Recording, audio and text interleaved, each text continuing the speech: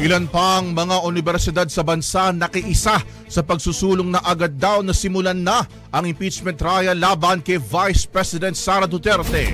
Brigada Sheila Matibag, ibrigada mo! Isa-isa nang sumasama ang ilang mga institusyon sa panawagang agad nang simulan ang impeachment trial kay Vice President Sara Duterte.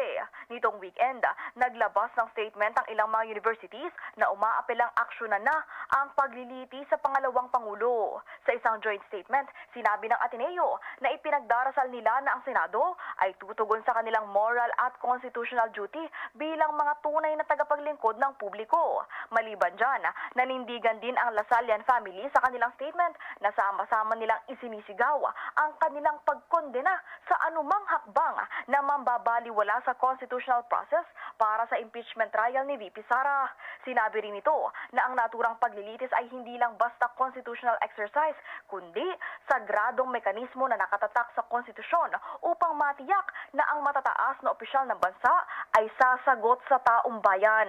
Para naman sa Adamson University, hindi raw ito ang panahon para sa neutrality o passive observation. Dapat na umanong gawin ang tama, imbis na gawin ang bagay na mas madali lang para sa mga senador, lalo pat nag-procrastinate na ito ng mahabang panahon.